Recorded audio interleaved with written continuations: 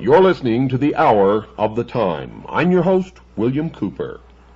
Folks, have you taken the time out to call Swiss America Trading?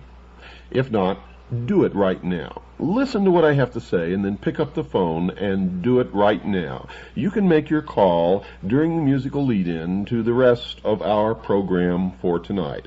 It won't cost you a thing, and when you see the information you're going to get back from Swiss America Trading, under no obligation, I might add, you're going to be very happy that you made the call. Swiss America Trading has stuck by us all through these trying times. You know, you people out there don't realize what kind of controversy this program stirs up. You don't hear the attempts to discredit this program and try to get our sponsors to abandon us. People have called Craig Smith at Swiss America Trading. They have tried to get them to abandon this program because of the information that we have disclosed, and some of the names of those people would amaze you, would absolutely amaze you, and maybe at some later date we might decide to disclose that, but right now we're not going to. The radio stations that broadcast this program also receive phone calls and letters, usually anonymous, with the end of trying to make them drop us. Swiss America Trading has stuck by us this whole time, so has WWCR and WRNO, because all of these people understand the meaning of the information that this program puts out to the world. And they know how important it is that you receive this information. Now, I've got to tell you, we received requests to be sponsored by many other people, products, companies, and we turned them all down. One reason is because some of them wanted to sponsor us with the intention of restricting what we say. Others, we didn't believe in those products or those people or those companies and could not, in good conscience, recommend them to anyone. But Swiss America Trading is different. We check them out thoroughly. They've never cheated anyone. In fact, they've bent over backwards to make people happy, folks. They have many of the investments available that we've recommended on this show. They have some that we don't know anything about and have not investigated, and they have some that we do not recommend. It is your business how you invest your money, but I tell you this, if you don't make a call and find out about how you can protect your assets against the coming economic trauma, then I would say that you are missing a beat here. You're doing something that you're going to regret later. Now remember, you're under no obligation. You're going to get some free information that you're going to really be happy with. You're going to be glad that you had a chance to read it. Call Swiss America right now, 1-800-289-2646. That's 1-800-289-2646. Let the experts there help you find a way to protect your assets. Everything that you've earned is at risk right now. Everything that you own is at risk right now. Everything that you have an equity interest in is at risk right now. Call Swiss America Trading at 1-800-289-2646. That's 1-800-289-2646. Now, by protecting yourself, folks, you'll be helping to protect this program and freedom for the world. Call now, 1-800-289-2646. You'll be glad that you did. Tonight's episode, part 2 of the interview with William Morgan, CAGI member. We have infiltrated the lodge, folks. Hear it yourself from the lips of a 32nd degree Freemason of the Scottish Rite of the Southern Jurisdiction.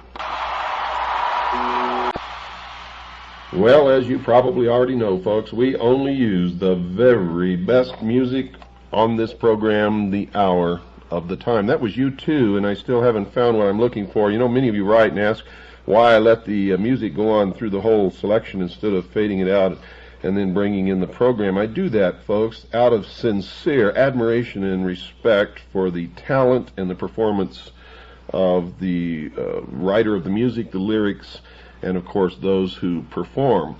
I love music, if you haven't guessed that already. Tonight is part 2 of our interview with William Morgan, and many of you are wondering if that's his real name. No, it is not. We protect CAGI members. We never tell anyone how many CAGI members we have, where they're at, what their names are, anything. None of that information is given out, not even to other CAGI members. Now, we use the code name or the pseudonym of William Morgan simply because the name William Morgan is significant in the past of the secret society called Freemasonry. William Morgan was murdered by Freemasons after having revealed, printed in a book, some of the secrets of the lodge, and this was done back in the 1800s. Of course, the Fraternity of Freemason denies that they murdered William Morgan. However, their version differs significantly from the official version and from the proof and the evidence that we have spent many hundreds of man-hours digging up, and one of these nights we're going to do a program just entirely on the murder of William Morgan. Will, welcome back to the Hour of the Time. Thank you, Bill. It's a pleasure to be here, and I'm really proud and happy to be here and doing what I'm doing. You know, I don't think a lot of people realize that you're risking your life by doing this. The oaths that you have taken, albeit because they were fraudulent, you thought that you were making an oath to the God of the Bible, and in fact you were making an oath to Lucifer, which nullifies those oaths, but they still, the Brotherhood, the Order, the Illuminati, the Freemasons, could still carry out the threat of those oaths, which is murder. Is that not correct? Absolutely correct. No matter what I may personally feel about or what common law or the actual law may view about those oaths as taken, the Masons that are involved consider them to be absolutely applicable to any transgression. And they have been enforced, and the bloody punishments that are part of the oaths have happened to Masons before, and they will happen again, I'm sure.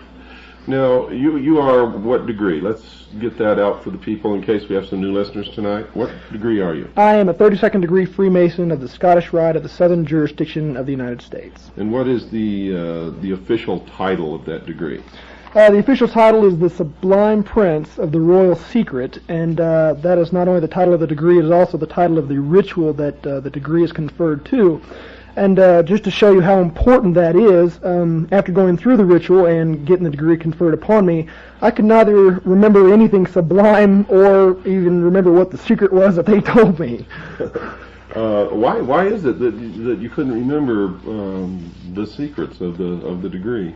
Well, that's a bit of a long story, and I won't go entirely into it, but it started off, the day I was conferred, began at 6 o'clock in the morning, and they just rushed through it. There was no memory work to do, as in the Blue Lodge, where a person has to memorize the ritual and then give it back. You just sit there and received in an audience-like capacity. And when it came to swearing the oath, you merely held up your hand and said, "I do." You also did take that oath on kneeling on one knee, as you did in the Blue Lodge.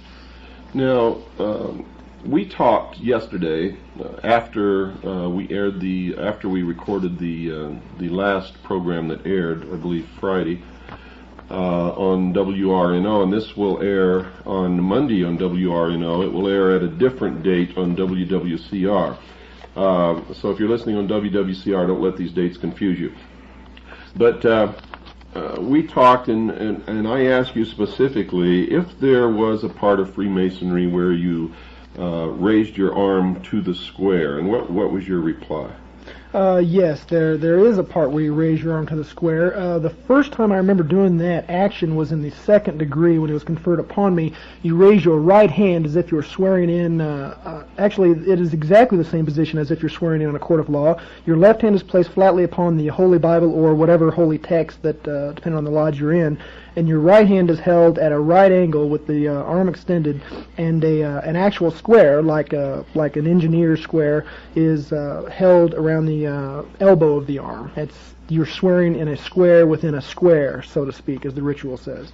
Now, if a Freemason were speaking in front of a group of what Masons call the profane, would it be fair to state that if the speaker stated something about when he raised his arm to the square, that this could be a recognition signal to notify other Freemasons in the audience that he was indeed a Freemason? Knowing what I know, I can hardly see it as anything else. There's no square involved in any other oath swearing ceremony that I've ever heard of, ever, not in a court of law. Only a square is involved in Masonry. It's one of the primary tools that are symbolically referred to in all the ritual of the Blue Lodge. Now, many of you have heard this statement made by someone that you all listen to, and I want you to make that connection for yourselves. If you can't make that connection for yourself, then there's no need to telling you any more about it anyway. Let's get into some of the ceremonies. How does this start? It begins in the Blue Lodge with the first degree of entered apprentice, and it goes up, and you've actually traversed 32 degrees of initiation. Are there side roads off of this? Yeah, well, it's a bit difficult. The Blue Lodge is where everything begins, and the Blue Lodge where Mason is initiated at is called the Mother Lodge from that time after, in specific reference to him personally. Now, once you get past the third degree, become a Master Mason in your Blue Lodge, you are able to hold an officer, or hold a chair as an officer inside the lodge. You can spend up to 10 years going through the chairs and becoming an officer. But after that, you can either go to the Scottish Rite or the Yorkish Rite. There's a fork in the road of Masonry, and the Scottish Rite is by far the most popular and undoubtedly the most powerful. Now, the York Rite has 7 degrees. Is that true? True. The highest of which being the Knight Templar degree. For all those people out there who think that the Knights Templar are in no way associated with Masons, you're dead wrong, and you haven't done your homework. In fact, the Knights Templar, when they first began as an organization on the Temple Mount in Jerusalem, were not an order commissioned or ordained or approved or even recognized by any church, much less the Catholic Church, but were, in fact, an order of the mysteries. They began with 7 degrees, and the 7th degree was the highest degree. And later, as they added degrees, when the Knights Templar were persecuted and in fact, many of them were put to death. Others were driven into hiding in other countries. In some of the countries, they just changed their names and continued the order. They eventually reached a number of degrees, which was 33. And I took that right out of a very old textbook on the secret societies, which we'll talk about some in a later program, and we'll get into that. But what is the significance that you've been told of the system of degrees? Why do you have to go through this? It's considered a road. It's considered a road to quote-unquote illumination. I really believe that it's more of a system of control and self-government. Lodges are pretty unique in America in that they are self-sustaining and self-governing, even with their own bit of enforcement. All lodges have been granted a charter from a Grand Lodge, and every Grand Lodge in this country has been granted a charter from the United States government to operate on its own and enforce its own laws and constitutions. If a police officer or any law enforcement officer walks into a lodge while in session, he not only does he not have arrest power, but that lodge immediately closes. Now, this is something the American people don't know about. Now, if these are lodges, they're in states, they have nothing to do with the federal government. How could they receive a charter from the federal government saying that they're under their own laws?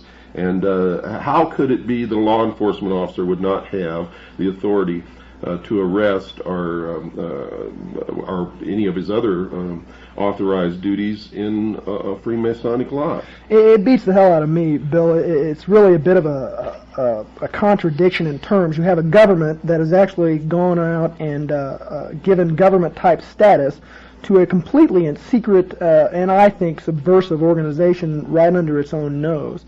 The similar thing can be seen in the Mormon Church and in other secret societies that are not nearly so famous as Freemasonry itself. The government has, by granting this charter, I believe, undermined its own stability as a functioning organization. Well, tell us about this charter again. Tell us again what you said before. I don't want anyone to miss this because it's very important. It shows how a secret government can be formed. It tells that these members of these secret societies literally have diplomatic immunity and can get away with whatever they want to get away with. Not only that, but they have their members sitting in the most powerful posts both within society on local levels and local cities, local counties and state governments, in the higher echelons of the military, and they permeate all the positions of control within the bureaucracy of the federal government.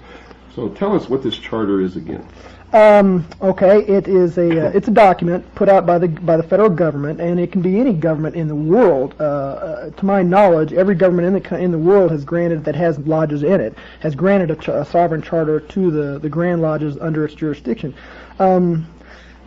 I really haven't done enough research to speak at length on the nature of the charter or what it exactly implies universally for Freemasonry, but I do know for a fact that a law enforcement officer, and we have many law enforcement officers in our lodge, from state troopers to policemen to military policemen, they're not cops when they walk into the lodge. They leave their power, their badges, and their guns outside, and they do so willingly.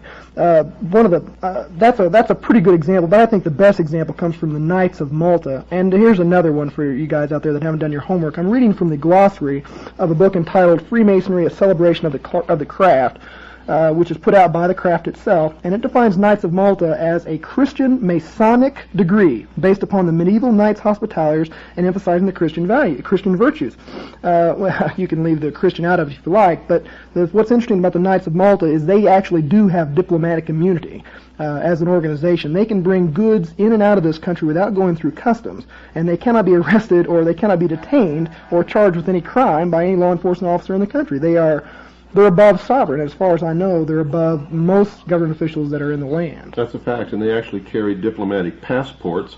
I know several people personally who are members of the Knights, the Sovereign Order of the Military Knights of Malta, and they carry diplomatic passports and they began as citizens of the United States of America. Now, what happens when a police officer, and most police officers we have discovered, or at least the ones who make law enforcement a career, and most, if not all, judges sitting upon benches in this country are Freemasons. What happens when you're speeding down a highway and you're stopped by a law enforcement officer? What happens when he sees the Masonic emblem on your windshield? Usually what you have is a direct turnaround in attitude. I myself am a young man. I get hassled by cops a little bit. It seems like they always have cop an attitude when they pull me over, but when they see the Masonic square and compasses on my car, and most importantly when I flip out my dues paying card, a card that all dues paying Masons carry, the police officer, well, let me just put it this way, I've never once got a speeding ticket or a traffic ticket or have even been harassed in any way when they have known that I am a Mason. It just has not happened. That is my personal experience. So the justice system in this country doesn't really work, and Freemasons are in effect exempt from the laws that the rest of us are supposed to follow. Is that true? Yeah, that could be probably construed as accurate, Bill. Although I disagree, it does work. It just doesn't work the way most people think it works. It works for them and with them and around them, and it works on the rest of you. That's right. Now, what happens when a Freemason goes into court against someone who's not a Freemason and the judge is a Freemason? Okay, well, you have a very subtle interaction that goes on. All Masons are taught secret signs and secret words and secret phrases and this is some of the most, this is what they don't want revealed more than anything else. You can stand in a particular position, you can hold your arms in a particular position, you can speak certain words, the widow's son, traveling man, keywords and phrases that will let this judge know that you are a Mason. And you can almost guarantee that he is a Mason too, or else he wouldn't have been able to lock down a lasting career in the judiciary. That's correct. And that would explain why some people just don't seem to ever get prosecuted for anything, and others who may commit the same crime or a much lesser offense seem to be inordinately punished, given such a heavy burden of punishment, while others who have done the same thing receive either nothing or a pat on the wrist. Well, brothers look out for each other. It's just the way the system works. It's a buddy system. It's a you scratch my back, I scratch yours. As a matter of fact, in the oath that a Mason swears, he swears that he will uphold and defend a fellow Mason, in any problem that he may encounter, treason and murder alone excepted, but they left at their election, which means that even if a fellow Mason is a traitor to his country, we know that could never happen. If he's a traitor to his country, his brother Mason has his own choice whether he wants to turn him in or not. He is not obligated to do so, and obeying the laws of Masonry above the laws of the land, he's probably not even going to consider it. So, in other words, one way of infiltrating and controlling our society and our government, both on a local, state, and national level, and the military, is for one of the Freemasons to get into a position where he can then appoint or hire Freemasons below him. When people come to apply for that job, who gets the job? That's self-explanatory. The Mason will get the job every time. Another part of the oath is that you will look out for the interest of your brother Masons in whatever capacity they may be in.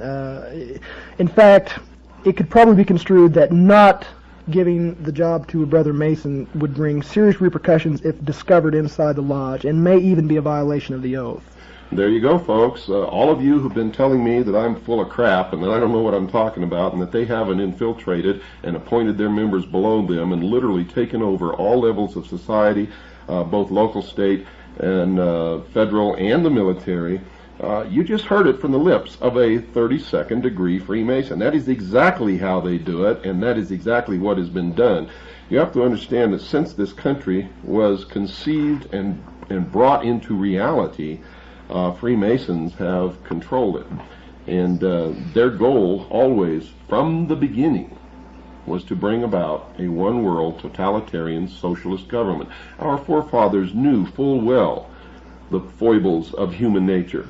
And this country was described in their own words as the great experiment. And the experiment, folks, was to find out if we truly could be responsible, could rule ourselves, would not give in to the foibles of human nature and give our country and our individual freedoms and rights away. But they knew when they did it that that's exactly what would happen, because they were probably the best at understanding human nature of anyone that I've ever read. And I've read all of their writings and letters and works and the Federalist Papers and everything else that they've done. And they knew full well that this people would give away what they built. And they knew that if we could be responsible, if we would not be apathetic, if we would not cave in to the desires of socialism, to the weaknesses of human nature, that this would have been the New World Order. We have failed, not them. They gave us every chance, folks. So don't get mad at our forefathers. Would you concur with what I've just said? I couldn't argue with you, and I wouldn't want to start an argument with you, Bill. I have heard higher-level Masons refer to the United States in their writings and in person as a Mason nation. It was erected by them. If you look at the signers of the Declaration of Independence, if you look at the forefathers, you'll see who was involved at the very beginning of this thing. And I'm not saying that all our forefathers are bad or evil. They certainly are not. They created the greatest nation ever known to man. But some of them were Illuminati, and there's no denying that. The course that they set us upon was in the end self-defeating for us. Okay, folks, don't go away. We've got to take our break. I'll be right back with William Morgan after this very short pause. Hello, folks. This is William Cooper once again for Swiss America Trading. You know, as Creedence Clearwater Revival, before you accuse me, you better look at yourself. Boy, does that apply on this program. You Freemasons out there, all members of all the secret societies that are subverting the Constitution of the United States, the Bill of Rights, I call them cockroaches. I don't know what the rest of you call them, but that's what they are. They claim to be looking for the light, but every time you'll turn the light on them, they scurry under the sink, run for cover. You know, it occurs to me that I need to tell you folks out there something. This young man who's on this program is a member of the Citizens Agency for Joint Intelligence, and there are literally hundreds of brave men and women all over this country and the world who are gathering information, bringing the truth out into the open. We are all working for freedom. It is the largest and most successful civilian intelligence gathering organization in the world. And our goal is freedom, to preserve freedom in this country, the United States, preserve the Constitution and the Bill of Rights, because it's the last bastion, the last wall between us and freedom, and try to institute freedom in all of the rest of the world. That's our only purpose, our only purpose. We are in support of freedom for all peoples everywhere. This young man on this show has risked his life to tell you what he's telling you tonight, and if his identity were ever to be discovered, he could be murdered by the secret societies that he is revealing. He is one of my heroes. Most of the people in Kaji who are helping us to do this, most of them working in intense secret, in dangerous situations. We have people who have infiltrated satanic organizations and are feeding us the information on their rituals and who they are and what they're all about. And the instant that they were to be discovered, they would be murdered. You don't seem to understand that this organization that I built, the Citizens Agency for Joint Intelligence, is vital to the freedom of the United States of America and to the world. The governmental intelligence agencies are in the control of the secret societies and are not working on our behalf and never have been, folks. I hope you understand that. Let's go back to Will. You've got something in front of you, and I believe it's a list of Freemasons throughout history that people would recognize their names, and if they don't readily recognize their names, they could go to any reference book and find these names and their biographies in any library. Would you like to tell our listening audience who some of these people are? Yeah, there's some really names that you'll really recognize here. But before I do, let me thank you, Bill Cooper, for reminding me that my brothers might murder me just for telling the truth. Here's one: Colonel Buzz Aldrin, Simon Bolivar, Omar Bradley, Edmund Burke, Richard Byrd, Kit Carson, Walter Chrysler, Buffalo Bill Cody, Ty Cobb, Winston Churchill. The list just goes on and on. Gordon Cooper, Edwin Drake, Jack Dempsey, Cecil B. DeMille. You know, you mentioned Winston Churchill, and one of the things that the listening audience does not know is that not only Winston Churchill was a Freemason, but so was Harry Truman, and so was Mr. Stalin. So when they had their meeting at Yalta, here was three 33rd degree Freemasons deciding the fate of the world. And for all of you who couldn't figure out why they made the decisions that they made at Yalta that so screwed up the world, now you know. Please continue, Will. Thanks, Bill. Yeah, they should have just held that Yalta meeting in a lodge and been a bit open about it. Okay, here's some more for us. Duke Ellington, Henry Ford, Benjamin Franklin, Clark Gable, John Glenn, Gillette, Richard Gatling, inventor of the Gatling gun, Samuel Gompers, Prince Hall, Manly Palmer. Joseph Guillotine, who invented the guillotine. We'll be seeing more of that later. Oh boy, there's just simply not time. Edgar Hoover, Sam Houston, Oh. For those of you who did not understand his reference to, we'll be seeing more of the guillotine later. When the New World Order actually succeeds in taking control of the world, executions will be public, and the secret societies believe in blood atonement. In other words, you can only atone for your wrongdoing by your works or by the shedding of your blood, blood atonement. So in these public executions, there will have to be the maximum amount of blood. Public executions will be held as a object lesson to the rest of the population, not to oppose the New World Order, for it is the most terrible, terrifying experience to see someone literally beheaded, is intended to cow everyone else, and is, in fact, will be, in fact, a ritualistic sacrifice to the god of the secret societies, who we all know now is Lucifer, also known as Satan. Yeah, you know, Bill, it just dawned on me just what a fun guy you really are. Here's a short list of presidents of the United States who have been Masons: George Washington, James Monroe, Andrew Jackson, James Polk, James Buchanan, Andrew Johnson, James Garfield, William McKinley, Teddy Roosevelt, William Taft, Warren Harding, Franklin Roosevelt, Harry Truman, Lyndon Johnson, Gerald Ford, and I also know for a fact that George Bush is a Mason and that Ronald Reagan was made a Mason on sight. Like I said, the list just goes on, and these are not even a partial fraction of a percent of the famous Masons that have existed throughout history. Well, John Wayne was a Freemason, wasn't he? The Duke was a Freemason, absolutely true. And, you know, we're not in any way belittling the accomplishments or the contributions to society of any of these people. We just wanted to let you know that this covers all areas of society, all levels of society, all occupations, and that many famous people whom you all recognize have been or are members of these secret societies. Now, many of them are taken in as window dressing. In other words, they don't really know what they're a part of. They're told that it's a fraternal organization existing for the good of the community. And of course, in any organization, if you can get famous celebrities to belong, that's a feather in your cap, because the public, for some reason, thinks that if a celebrity belongs to something, then there can be nothing wrong with it. What sheeple, what total crap. But that's the way people believe.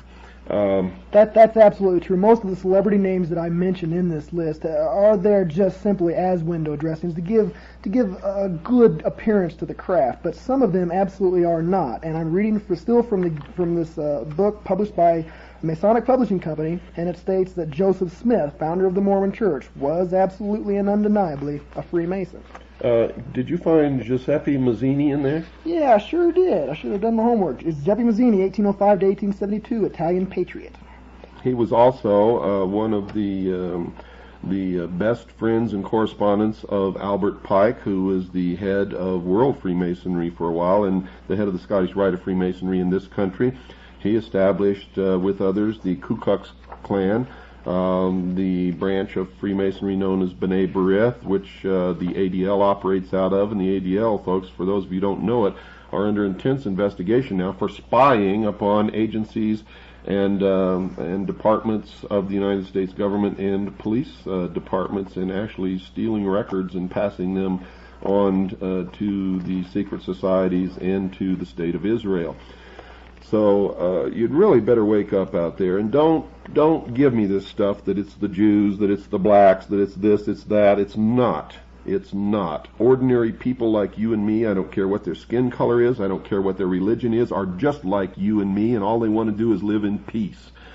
There are elements and organizations and people belonging to all the different ethnic groups, all of the different religions, all of the different organizations, corporations, governments, anything that you want to name belong to these secret societies. The Jews have been used as scapegoats throughout history. The Freemasonic organization and the secret societies in general are racist. They believe that the races, the white Caucasian races in Europe, Germany, England, are the superior race, are the real Israelites. They are the ones who have orchestrated and brought about the state of Israel. They are the ones who maintain the force of Zionism active in the world. The Mormon Church is a great part of this. If you just get down and dirty on this, you'll find that what I'm telling you is absolutely true. And one of their main weapons that they use against us is to divide us against each other, so that while we're running around stabbing each other in the back, they are putting the chains on all of us. And when are you people going to realize that and understand it? All during the Cold War, there were no Russian families sitting around their table plotting on how to do away with Americans, and there weren't any American families doing that either. All of us were concerned with our children, with putting food on the table, with educating our children, with trying to build some kind of a good life. That's all that ordinary people care about. It doesn't matter what race they belong to, what religion they belong to.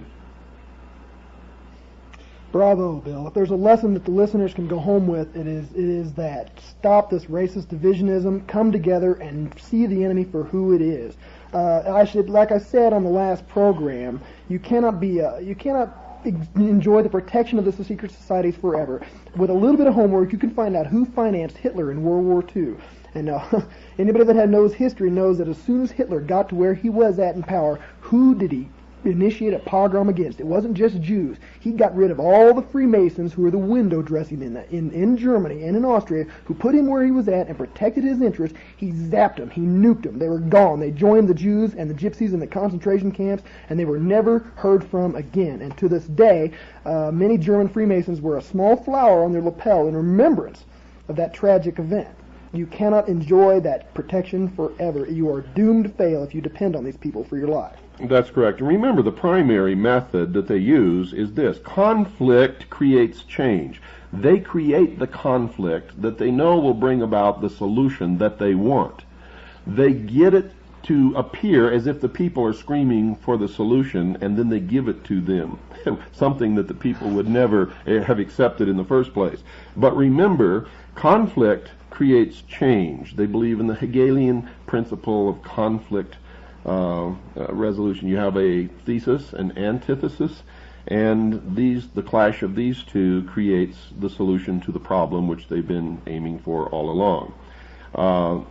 Now you also have to understand that controlled conflict creates desired results or change.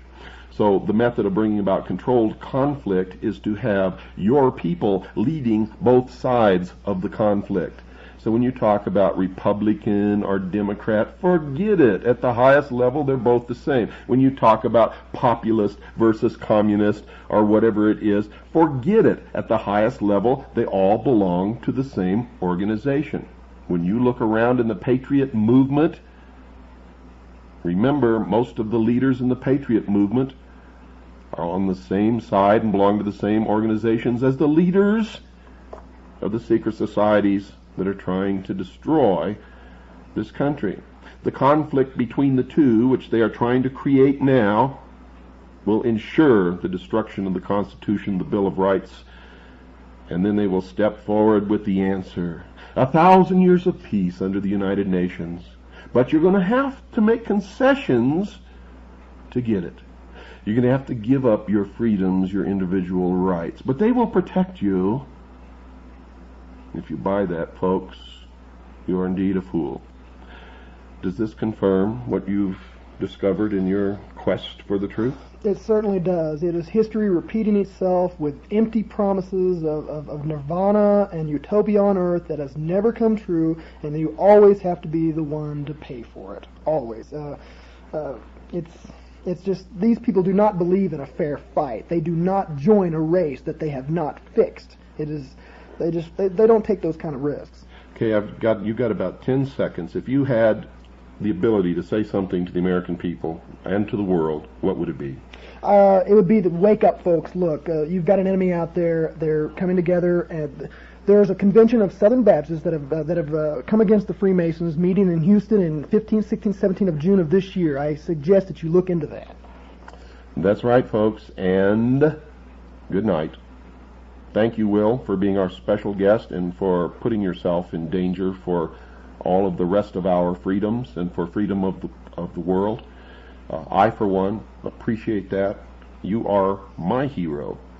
Good night, and God bless you all.